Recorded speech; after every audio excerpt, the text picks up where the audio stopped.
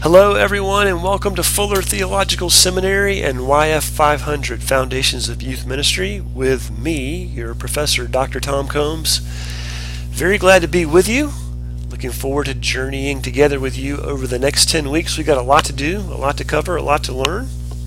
But before we jump into all that, I want to take just a minute to introduce myself to you, tell you a little bit more about me.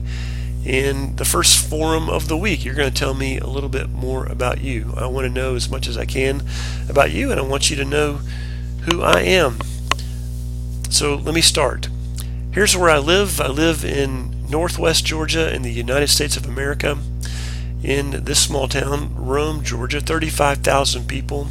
We sit on the foothills of the Appalachian Mountains, and I live in this house right here with my very lovely family.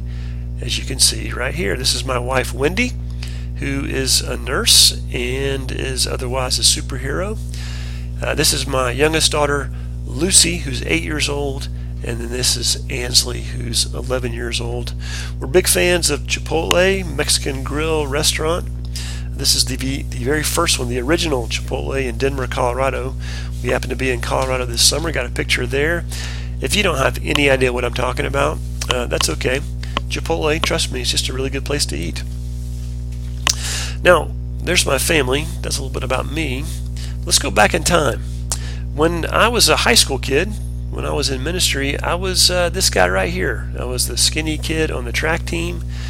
I always wanted to be a great athlete, but I was not very athletic, so I ran track. And this is kind of where I usually ended up in track practice. That guy right there, bringing up the rear. I was a church kid, but I didn't know much at all about a personal relationship with Jesus. And so, by the grace of God, really, I fell into a group of guys that became really good friends of mine who also had church backgrounds to some degree or another and really wanted to figure out what it meant to have a relationship with Jesus. And we forged a relationship with a coach at our high school. He really pursued us. And he was a single guy, fairly young.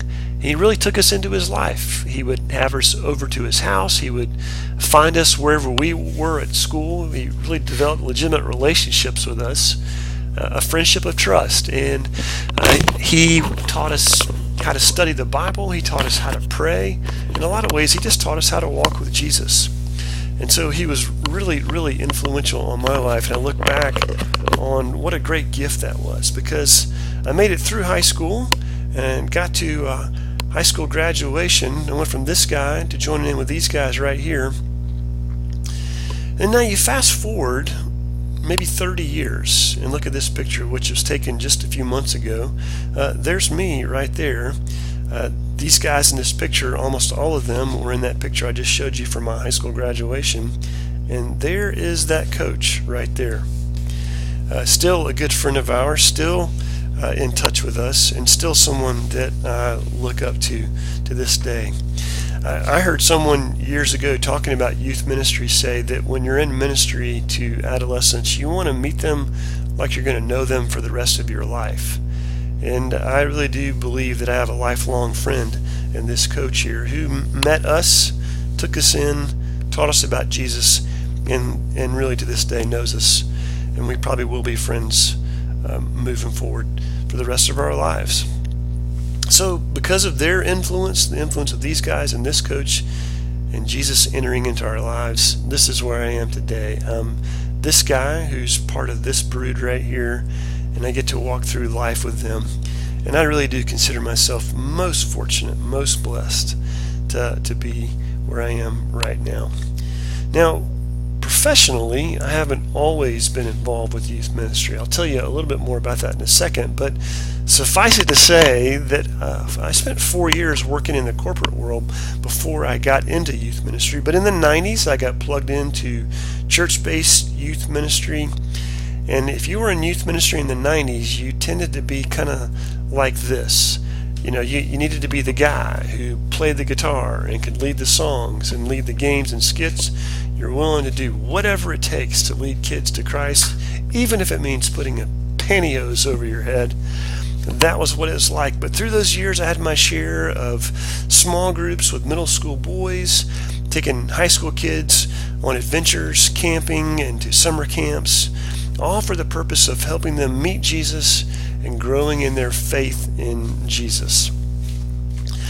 But as time went on, I got involved with Young Life as a volunteer. Young Life is a parachurch outreach ministry. If you don't know much about Young Life, I'd encourage you to look us up on the internet and you can learn a whole lot more about us. But I've worked with Young Life now for over 20 years. A lot of those years were spent in direct ministry working with high school students. Over the years, I've transitioned into training people to work for Young Life, which is what I've done for maybe the last 15 years. So overall, my academic training started out at the University of Georgia with a pharmacy degree. That's right, I got a degree in pharmacy. I'm still a registered pharmacist to this day in the state of Georgia. And my first job out of college was pharmaceutical sales. I spent 4 years in the corporate world working for a big pharmaceutical manufacturer. But over time, as I got involved with Young Life, I eventually left sales. I started working for a church, volunteering with Young Life, and then I realized I wanted more training. That was just kind of my bent. I wanted to learn more. I wanted to know how to equip others to do ministry, so I went to Denver Seminary and got a master's degree, and then ultimately I ended up at Fuller Theological Seminary, where you are, and I got a doctorate in ministry in youth, family, and culture. And that also gave me the opportunity to join the adjunct faculty at Fuller, which I've been a part of now for 4 or 5 years, teaching this class in particular, Foundations of Youth Ministry. Let's talk about the course. The course purpose is to provide foundational concepts and, to the best that I can, some best practices to prepare students for ministry to young people in church and parachurch type settings. I'm going to emphasize the foundational aspect a lot because all of you come from very diverse backgrounds. Youth ministry was primarily founded in the West, in the United States, but it's spread across the globe, and some of you represent some of those places across the globe.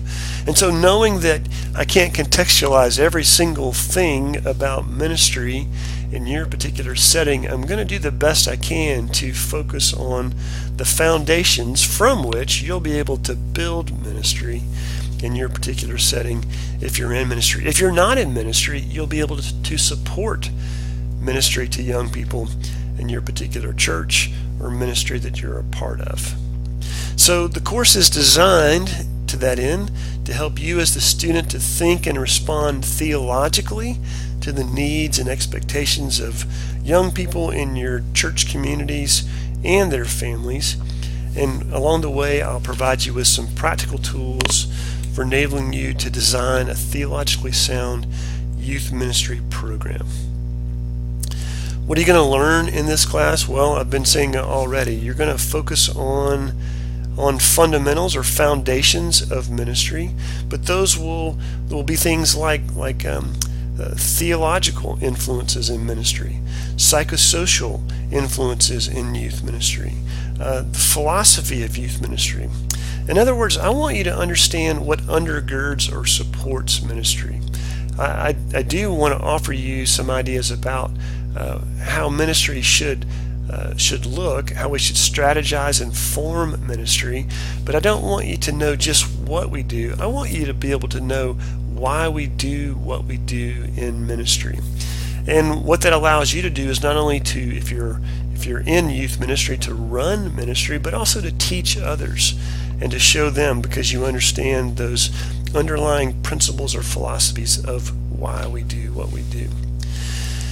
We're going to focus on ministry needs to different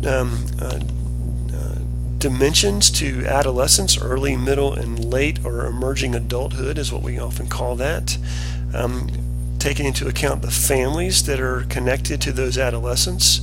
We're going to focus on ministry that we will call relational or incarnational ministry. That'll be a key aspect of what we do, with this overall idea always present in this class, and that is that the goal of youth ministry is adoption of adolescents into the larger body of Christ.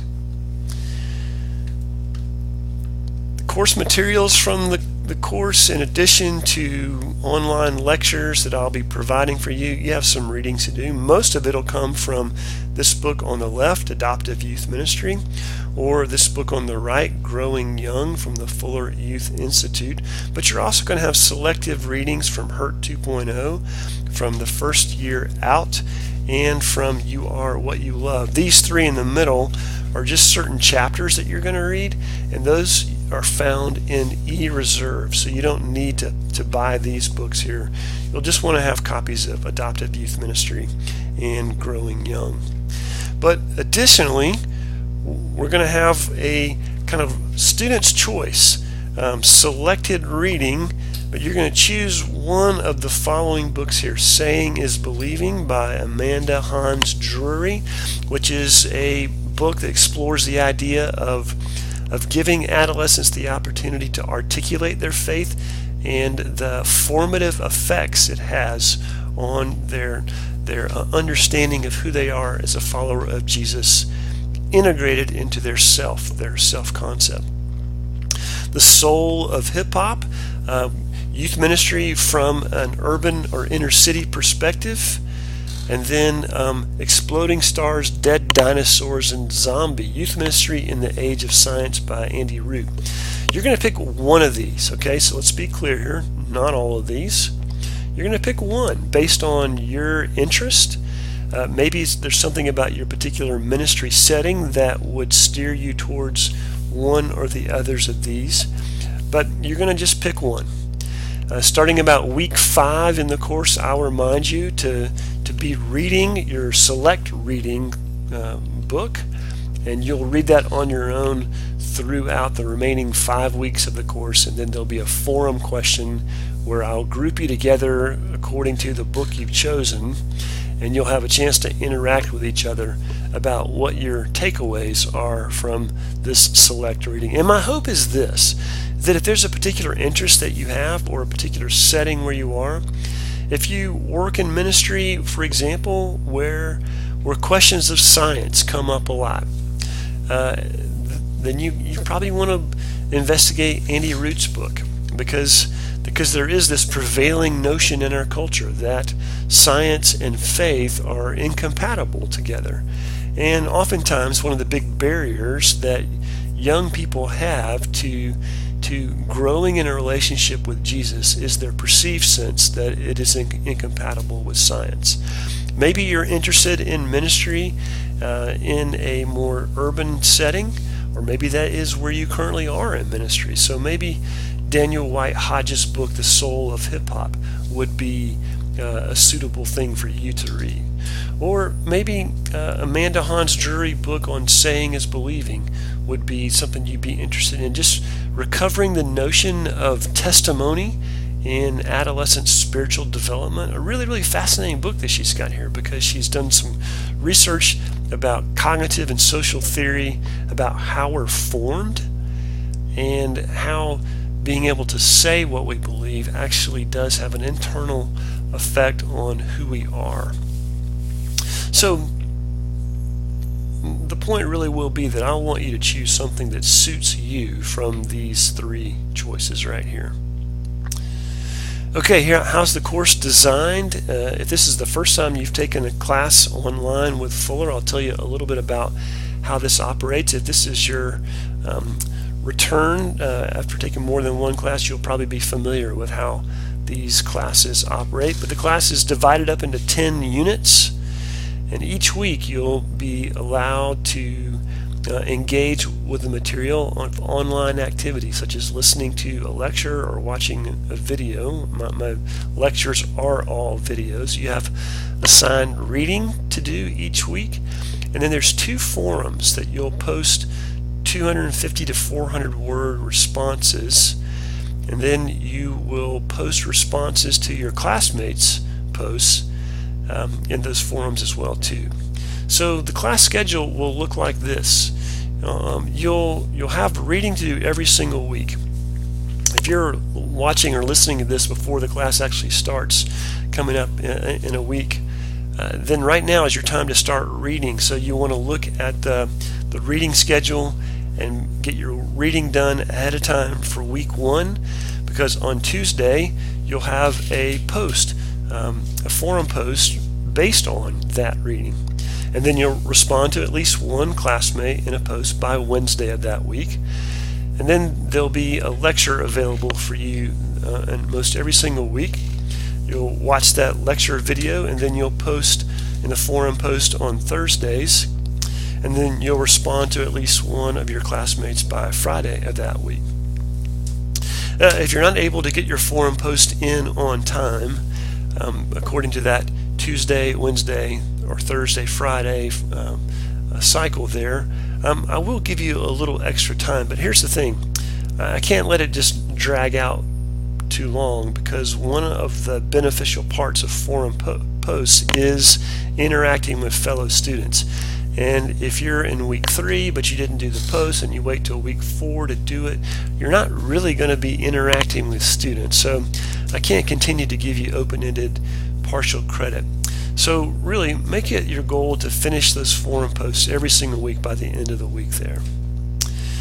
For forum grading, I do go into more detail in the syllabus about my expectations for good forum posts. But let me just say it to you this way briefly. You're graded on a 100-point scale for forum posts. In my mind, if you've done a good job of taking into account the reading or the content from the lecture, and based on the question in the forum, you can restate in your own words what the book has taught you or what my lecture has told you. That's an average response. That's in the 80s. To really get a response in the 90s at this level of coursework, you're in master's level learning now. What I'm really looking for is that you have shown a mastery of the content and that you can think through the implications for it. So what does it mean now? If I understand it this way, what does it mean moving forward? What are the possibilities or the implications for this new material that I have here? I want to see creative thinking, or another way to say this is I want to see the kind of posts that move the thoughts or conversation forward. All right, I don't want to belabor this point, but I do want to say that if you want more information about forum posts, go to the syllabus and read through a little more of my description about what I'm looking for there.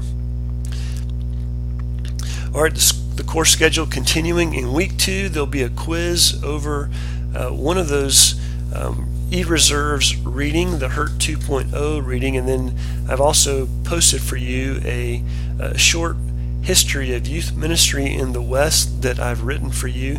These are basically just to kind of get you caught up to speed if you haven't had other youth ministry classes yet, to learn some foundational terms and key ideas that will show up again in the class. And so I've just created I think a fairly straightforward multiple choice test, just to make sure that we are on the same page about these key terms and phrases and expressions.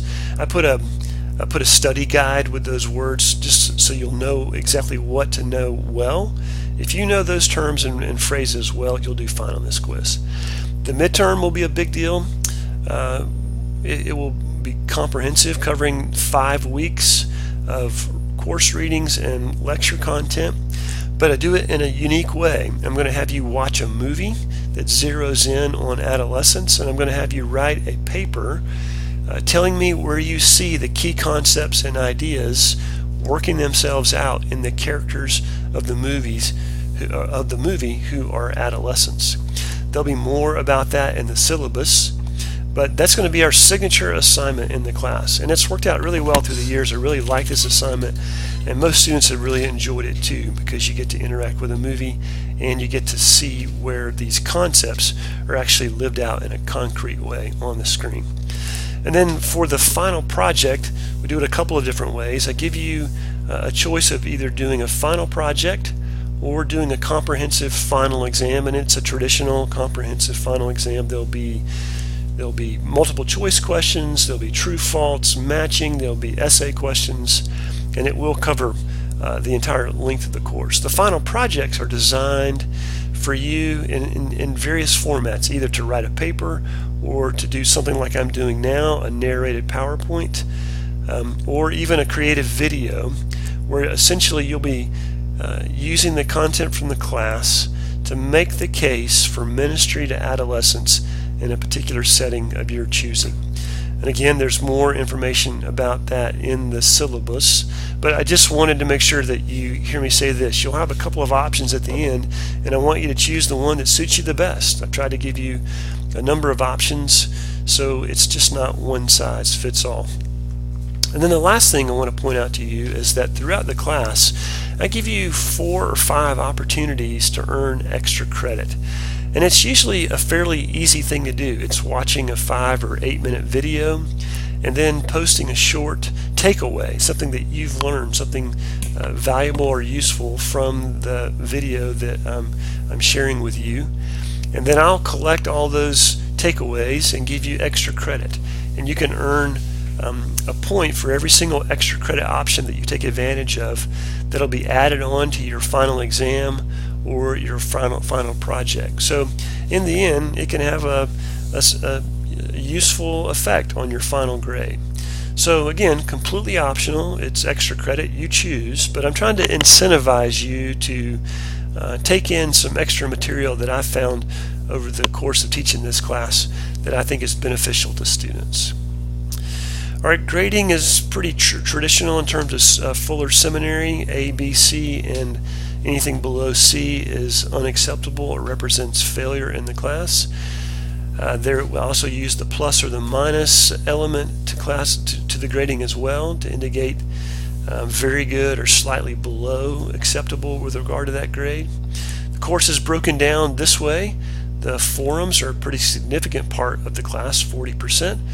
The multiple choice exam is 10%, the midterm is 30%, and the final project will be 20%. And you can ignore that part 1 and part 2 part there.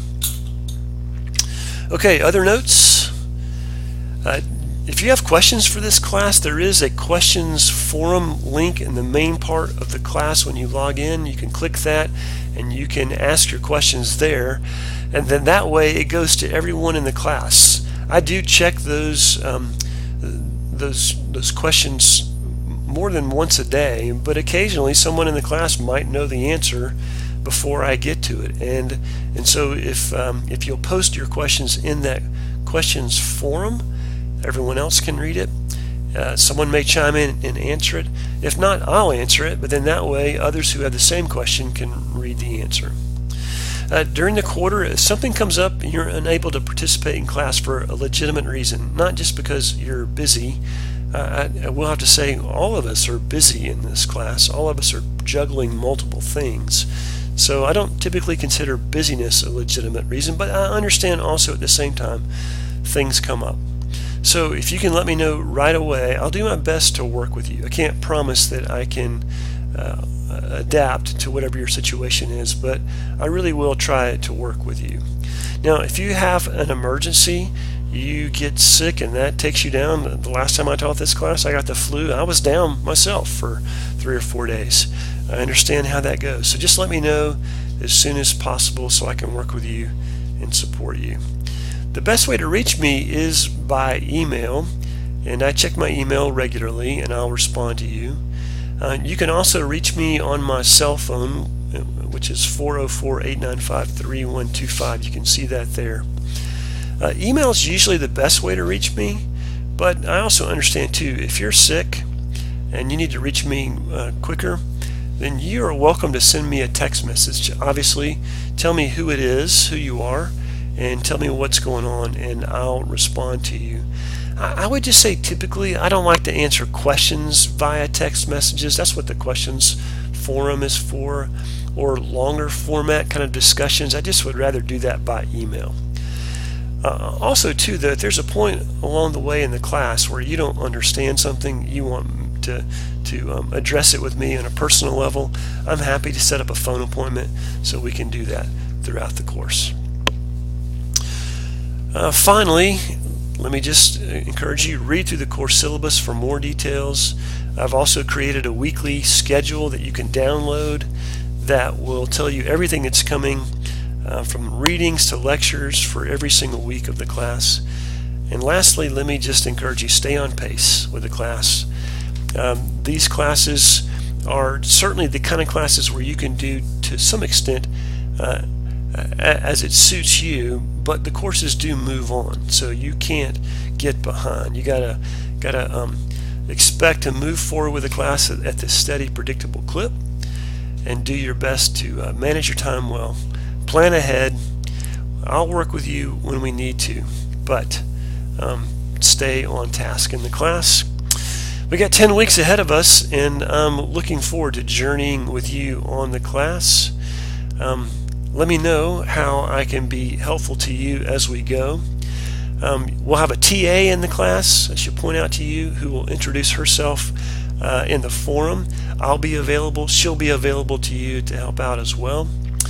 So between the two of us, we really do pray and trust that you'll have a great experience as we move forward.